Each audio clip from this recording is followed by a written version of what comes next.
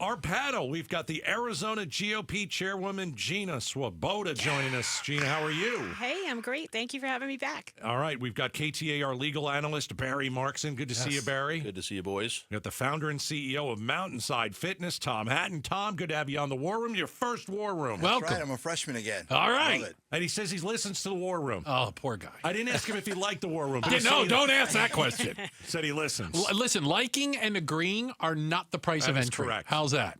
All right. Just listening. Yeah. So let's get to the biggest story on the planet. Oh, yeah. Can't get We've away got Iran. We've got Israel. It's 6 days in. I don't know what an off-ramp looks like. We've got Donald Trump looking like he's got to make a decision here. Does he want to get involved? How much do we get involved? Why don't we just start with, should the United States get involved one way or another in this war between Israel and Iran? Let's start with Barry Markson. Well, look, I don't think we should get into a war with Iran, but I think we should use the bunker-busting bomb and blow up their nuclear Then you're involved. Then we're in it. Okay, That's bombing another country. That's what I think. I think that's called war. So you're a yes. We should get involved. I'm absolutely yes. If you can keep Iran from getting a nuclear weapon, I think you take that opportunity now before you lose it. And I'll just ask it this way: if we could have kept Kim Jong-un in North Korea from getting the bomb. Looking back now that he has a nuclear weapon and he's developing ballistic missiles that can reach the United States, do we wish we would have stopped him before it happened? Because you can't stop him after the fact.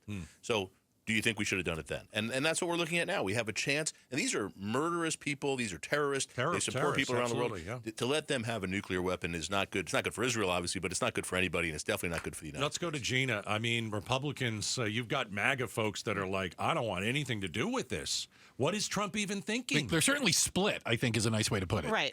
And yes, so Donald J. Trump's been clear for 20 years in his private life, in his public life, in his past presidency, in this presidency, that his line is Iran will not be allowed to have a nuclear bomb. Yeah. So regardless of what the non-proliferation treaty said and how they claim they're using the enrichment facilities, we're at the point now where he believes the intel he's being given that they were ready to go, and he's made the stated position that that's the line, and they didn't come to the table. And you saw him outside the White House with the beautiful flagpole this morning saying, and they said, well, what would you say to the Ayatollah if he doesn't want to come to the table? And he said, good luck. So to me, that means yes. To Barry's point, if we need to help with the bunker-busting bomb at that's heavy enough to get down to those buried facilities, that we're going to do it. But there's no doubt that a big part of the base doesn't want what they're calling regime change. So I would clarify that and say, we don't want to unseat someone specifically to put someone we think is better. If we blow up your nuclear program and then walk away, and then the question is, can you withstand the political pressure to stay there, put boots on the ground, and rebuild? And that is a deal breaker for a large part of the base. Tom Hatten, you got a great American flag on your hat. With golf clubs. There you go. Hey, that's true. What are you making of this whole thing? Well, I think United States is already involved. There's a difference Sure between being seems like involved on the front of the house or the back of the house. Okay. And the difference is this conversation is taken to the front of the house with bunker busting bombs and so forth. But I think all of this has been involvement in the United States. I think it's naive to think that it's not. How we navigate the decisions that the current regime of Iran is navigating themselves is what we're at right now. Giving them the opportunity to walk away in some way or fashion is what we've tried to do as a collective, and I mean Israel and the United States. The negotiations. That's right. Right. Yeah. And those are done so much behind the scenes. And now it just has to get out in front to initiate the actual end result, which is probably a regime change and allow the Iranian people to move forward in a different manner. Can I ask the group, how well has regime change gone in the Middle East? I don't know. Just let's go with the last 20 years. How's that turned out? It's fantastic. It's turned swimmingly, right? We have it's the been beachfront an property disaster, on the strip. You know? So that's absolutely true. However, when President Obama was in and the Iranian people kind of rose up and wanted to have regime change, remember Neda, the beautiful young girl, Neda? Oh, yeah. I'd forgotten about that. But yeah. I mean, there was an opportunity, and we didn't, engage. If these people don't like their leadership, when our position is we can't let you have nukes because you're going to destroy the world, right? Right. If those people want to overthrow their leadership and put new leadership in, that's that. We have to be, I think, mindful to your point of what has gone on when we have tried to put our idea of what a government should be for people and cultures and faiths that are completely different than Well, our own. I think we're talking about two different things. I would agree. Yeah. There's one thing to say, we're going to make sure you don't have a nuclear weapon, and we're going to destroy your capability to do that. Right. And compared to we're going to go in and make you the next Iraq. Right. If the people of Iran want to have a regime change, go for it. But I have not gotten a sense, and I admit I don't think there's a lot of internal polling in Iran of is there a rebellion movement? Is there a separatist? Is there a group that will rise up? Is there non-secular? Or, hey, we killed Ayatollah Khamenei. Great. The next guy up is a little bit Ayatollah crazier. Khamenei Jr. Right. Just slightly crazier than him. Right. Like, what is the assumption that the next thing's going to be better? I don't know that it'll be better, but I don't care if we get rid of the nuclear capability. And I have to tell you, the other part of this is Israel's done a nice job. What are they going to do? They're going to send some missiles at some of our bases overseas, and that's the part that worries me right now. Sure. Is Trump, I feel like Trump thinks he's on The Apprentice again. He's standing out there saying, I don't know what I'm going to do. I change my mind all the time. I make the decision at the last second. I mean, it's like, what is this? Are we on television right now? Just what scares me is, are we preparing the troops in that area for what could happen after? Well, we do it? evacuated like diplomatic staff from some of these areas that are within their range of their missiles, I believe. Right, the embassy staff is gone. The military families were evacuated. We've pre-positioned assets that are now in harm's way. I think, Barry, is your point. I believe that when the president is, obfuscating and literally saying, you don't know what I'm going to do. We don't know what I'm going to do. That's because he doesn't want to send a signal of what he's going to do. Do we think he knows what? Absolutely. I do. You I think he's made the decision, Yes. and he's hoping the Iranians will come to the table. I Okay. really don't think he wants to have to drop that bomb. Tom, you already think he's made his decision. He knows what he's going to do. Why do you think that? Absolutely. It's like chess moves. If you're going to do X, I'm going to do Y. I'm going to move over here because you moved over here, but I'm going to let you make that decision first. But I've got 3 measures behind what you might do ready. Okay. I'm not going to say that out loud in front. We just talked about in front of the house and in the back of the house. Right. I can't do that. But I don't think we've gamed out what if I thought Iranians do and how things will change there either. If things change on a daily basis, he's got to possibly change his mind. Maybe on a daily basis, but like for the people that voted for Donald Trump, by the way, we're in the war room. We've got Gina, Swoboda, we've got Barry Markson, Tom Hatten. When people voted for Trump, it was keep us out of a war. And what I'm hearing from Middle Eastern wars specifically, some of our panel is, hey, let's drop that bomb in the mountain areas and take out the nuclear capabilities. Maybe that means we're in a war. Yeah. If I thought Trump and that goes against everything Donald Trump has said for 20 years. If I thought Trump knew how to play chess, I'd agree with Tom. But I'm not sure about that. Look at Gina. She can keep a straight face when I say my good material. I guess that's impressive. It's solid. But that's the problem right now. Is I don't know how much. And what I'm hoping is he's decided what he's going to do, and he's letting the military people figure out how to get ready for that. And, how about and be do ready. nothing? No. How about do nothing? No. Why Not can't an we do option nothing? based on Why? what the intel community is saying for reports that we haven't seen. And there are people in the base that have said, well, we've been hearing this from Israel for 20 plus years. Benjamin Netanyahu has said Israel is days away from Iran is days away from a nuclear bomb. It's more now. It's not. It's the UN, which is no friend of Israel, and the nuclear commission there that came out just a few days ago and said Iran is a few days away from building. So he was only lying all the other times. Well, look, Israel and the United States have also taken a lot of steps over the years to thwart that plan. Whether it be they've had people inside, they've done computer stuff. There's been a lot of stuff. Stuxnet attack. And, things have gotten close, and they've done things to make it. Here's a can I throw this out there? We keep talking about this bunker buster bomb like it's a magic wand. What if it doesn't work? Yeah. What if it doesn't get there? How about this? I heard a nuclear expert, guy talking about the centrifuges and enriching uranium, and go, set them back a couple of years. If you blew that up, he goes, maybe a couple of years. He goes, but going away? No, they're not going to stop. Well, if they want to do it, if they want to do it, they'll start building it again. I mean, that's so. Or they'll just go to North Korea and buy it, or go to China and buy it. But that becomes an oversight thing, right? After this, because one thing led to another, and so forth, and how we're looking at everything. So if we'll worry about tomorrow. We talk about getting into wars. How about stopping bigger conflicts, bigger issues that a nuclear Iran would create? Sometimes you got to do the hard things quick to save the big things later. Putin said something today that I thought was interesting. They haven't asked us for military help yet. Iran? Yeah. He's I asked. presume. Yeah. They don't want to hear a no. That's Putin's. Well, that's Putin's way of saying we're not going to help them, but I'm going to say they haven't asked because Because that Trump helps talked me to save. it, right? He I mean, said I it had helps a me call save with face. Putin. and we They're on agreed. an But island. if you want to game it out, I'm sorry, Gaydos. It's as Tom said earlier, and he's right. If Iran gets a nuclear weapon, what happens after that? Just in the Middle East, Saudi Arabia is going to insist on having Yes. one, and now we're going to have to help Saudi Arabia. Israel has one. Well, yeah. Mohammed bin Salman I'm not already wor- said I'm not he worried will about get Is- one. Pakistan has them. India has them. So you think everybody should get one? I'm just saying it like seems like Oprah. the cat's out of the bag. It's like Oprah. You get a nuclear reactor. do you get want- a nuclear reactor. Iran, of all people, to No. get one? The answer is no. No. But how do you go about stopping them? And how I do don't you think go- they're as crazy as How do I you think go? they are. Bunker buster bomb. You don't think Iran is crazy? I don't as think they every- want to die. No, I don't think they want to start a nuclear. They're war. Who's crazy. they in that? The, Who's the they? The leadership. I'll The say what I think they fundamentalist could have done Islamic it by government then. Yeah. that thinks that they're going to go to heaven if they die fighting. Not only I that, think they get I don't wanna 63. bet on it. They get 63 versions if they go to. Check it. All right. So Gaydos. You might call it a 180 on the 180, which I think is a 360. I'm not 100% sure. Math is not my strong point, and geometry really wasn't. Or a reversal of the reversal. A week ago, well, not even a week ago, last Friday, Trump said he was going to pause immigration raids in the agriculture and hospitality. I think it started in L.A. and you had ICE going after people at Home Depot. And then later on that week, you had Trump say this. If you look today, I put out a statement today about farmers. Our farmers are being hurt badly by, they have very good workers. They've worked for them for 20 years. They're not citizens, but they've turned out to be, great.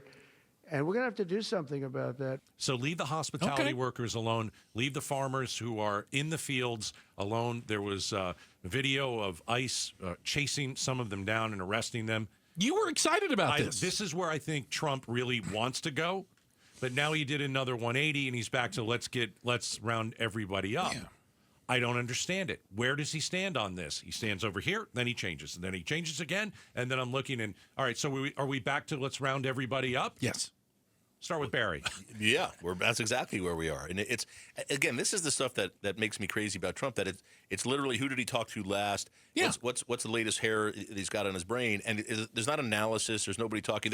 Their whole thing is Stephen Miller says I want us to round up 3,000 a day. Period. Doesn't Have a matter. quota. Doesn't matter. Right. And then the guys think they have to go out and go to Home Depot and 7-Elevens to find people. Low-hanging fruit. Because Stephen Miller says to do that. Not because that's a great law enforcement strategy. Not because that's the right thing to do. Not because it makes us safer. I mean, I'll tell you, I'll give you an example. If somebody lives here in the Phoenix area, has a green card, and is trying to become a citizen, is on track, been here for a long time, has a job, nothing bad here, and has to go to court. This person has to go to court coming up for their citizenship part. And they asked me, gotta be terrifying. Do you think I need to bring a lawyer with me? Yes. Because they're afraid that ICE is going to come and get him. Now, he's here legally. There's nothing illegal about him being here, but he's terrified of that. That's ridiculous. You have people who are here legally. ICE is pulling over people and throwing them up against walls who are American citizens. They're American citizens. Yeah. So the only thing that they're seeing, their probable cause is they have dark skin. But also they look a certain way. That's They not, look a that's certain not, way. Well, otherwise, why are they doing it? They're not dragging blonde-haired They Canadians have to down have the street. reasonable cause to interact with someone or they're violating. I have to tell you, are you bothered by these ICE guys who have masks on, who don't identify themselves, who are just rolling up on someone on the No street? badges, no So- I mean, identification. That bothers me. ICE- I don't believe they're cops ICE- until they tell me. ICE has to have protection now because there are elected officials in the state of California doxing them and their families are getting death threats. So that's number one. And despite what the California legislature does, they cannot change what federal law enforcement wears or doesn't wear. On the Home Depot in L.A., there was a misinterpretation by a California assemblyman because the ICE headquarters was like across the street where they were assembling to go do a bust that was not a raid on day laborers, and that started a big ruckus. On the farm visas, I agree with you, Barry. I have said this before. We need H-1A visas, ag visas. There are a lot of things in process. I believe that the Work Secretary... permits. Work permits, correct. So I believe that the Secretary of Agriculture probably reported the way Sonny Perdue did in the first term. If you go and start to disrupt operations That's going to cause a huge spike of inflation. We'll have $30 a gallon milk. So John Kyle, when he was the senator in the Gang of Eight plan, right? Yeah. We almost had this done. Almost. And I think we can get there. Oh. So what it was is you're going to have the list of people that the employer is responsible for, give us the list, do the background check. They're going to have to go touch base in the home country and then come back. But we'll start the process now to do the visas. But the base reacted so badly because they have been betrayed before, to be clear. After the Tea Party, that's how Eric Cantor lost his seat to Dave Bratt in that primary in Virginia, was because they tried to do an amnesty. So the base has every reason to react badly and think, oh, you're going back on everything. But there has to be a middle ground. There has to be. Let me get Tom in here. You're a business owner right here in the Valley.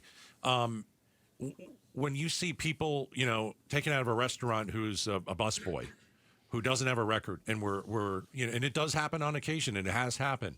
I mean, you're a guy who's got what, you got 18 of these, 21, something like that. Yeah. What do you make of that? Well, I think I got to take a step back and say, how do we get here? Okay. And seriously, after the last 4 years or plus of just the migration of illegal immigrants, and I think that's a distinction that we got to keep at the top of mind. Illegal. America wants immigration. We want legal immigration. He had a green card. He was going to court. He had nothing to fear because he was legal. It's about the illegal immigration. Now, there was varying degrees of that. We talked about it in there. And there's news hits, and we all know about that. We hear about the one busboy getting pulled out of the restaurant. Right. That is not good. It's unfortunate. Yeah. What we're not hearing about is the 25 bad illegal criminals that have been taken and made this country unsafe and need to become. The problem with the numbers safe. is, according to the DOJ, there's less than 1 million illegal criminals in the country. Less than 1 million adjudicated criminals. They're trying to kick out 3,000 people a day. They can't find the bad guys. Right. So they're finding whoever they can.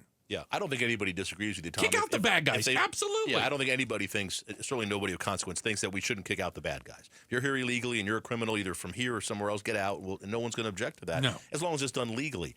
The problem we're having is they're just grabbing people off the street now who are good people. It's interesting to me that there were a lot of Hispanic people who went out publicly in the campaign and said, I'm voting for Trump. And they asked them, well, don't you have family members who are here illegally? Yes, but Trump's not coming after them. They don't do anything wrong. Yeah. And now they're taking those people and deporting They're them. afraid to leave the polls house. show the legal immigrants still support the deportations as we're sitting here. They do. I'm interested in if you think Benjamin Netanyahu is playing Donald Trump. If I think he's certainly pulling the strings here. Because Donald Trump has been a guy for his entire life that doesn't want to get into wars, that has run on getting us out of wars. And I mean, if you Our really stupid leadership that got us into all the wars. Hang on. If you try and read in to what he's thinking right now, me personally, I think he wants to get involved. And that would go against everything that he has thought over the many years. So is he being played? Let's start with Tom. No, I don't think that he's being played. I think there's just leverage points in every relationship that's happening, and certainly in this relationship, which is somewhat reinvigorated through the election and how the world's evolved with Iran. So, and that's just come to where we are at this point, and working some point out front or at back, and what is the end possibilities or really goal and safety in this case for Israel and in the world in some sense. I'm wondering if this is like an Obama moment where he ran on, I'm closing Gitmo, and he gets in there and he's like, crap, we're not closing Gitmo. I can't do it. Are you crazy? I got to change my mind. Yeah. I don't think so. I think this is a bigger deal. We're going to go to war with Iran than closing Gitmo. I'll grant It's an example. If he does anything, I think he will drop that BBB bomb. Yeah. And I do not believe he will put boots on the ground under any circumstance. And I do think then there's the economic thing to But we consider. thought he wasn't going to go to war at all in any circumstance. But you have to be flexible and listen to your IC, like your intel community reports. If you're not willing to do that, then you shouldn't be in the chair. He already said he doesn't listen to his DNI. What are you talking about? He said, I don't believe her. The Iranians are sending all their oil to China, right? So Yes, they are. We have the Russia-China-Iranian kind of proxy thing going on. Iran's sending drones to Russia to fight in Ukraine, so Russia needs them. So we're getting hit from all sides as a result of this this Ayatollah. But I do agree that Bibi would like to change the leadership in Iran, they have called and put out PR. Oh, no, they've actually said this to he spoke directly to the Iranian people and said, this is your time. Gaydos, I will say, it's Trump, you're correct. Trump has been saying forever he wants no wars, and then we shouldn't be getting into these wars. He's also said forever Iran shouldn't have a nuclear weapon, and he didn't like the original nuclear deal that Obama did. He ended it last time. So there's two conflicting parts of his history, and I think that's what he's trying to balance here. I don't think Trump wants to put boots on the ground and go to a long war there, but I do think he sees value in making sure Iran does not get a nuclear weapon. Can I game theory this out then for you? No American boots on the ground. I got it. What if, and I don't know the scenario, I admit this, things start going badly for Israel. Iran marches across the desert, tanks or whatnot. They're starting to get the upper hand. Egypt jumps in. Other. They're going to happen. Yeah, I'm just saying. There's no. Iran has friends in the area. But we haven't even begun Egypt's our not air, Iran's friend. our air assault. No. Like, our air superiority is not even fathomable for Agreed. what's there. Militarily, there's not an argument. Well, when you're talking boots on the ground, you're talking of both, a combo of both. We haven't even gotten to phase one of, step 50 of that to even get to boots in the ground. Yeah, Israel has completely decimated Iran's defenses. I mean, if you Correct. think about where Iran has always fought before, it wasn't around Iran. It was Hezbollah in Lebanon attacking Israel. proxies. It was Hamas. It was all this other stuff. And Israel has really taken most of that out. They're all weakened. And now taken out, Houthis, etc. and now taking out almost all of Iran's defenses. I mean, the fact that Israel can just fly jets around Iran and nobody's shooting them down, no one's doing it, that's Deep inside amazing. Tehran. That's amazing. I mentioned something, and again, we'll see. This has to do with intelligence reports.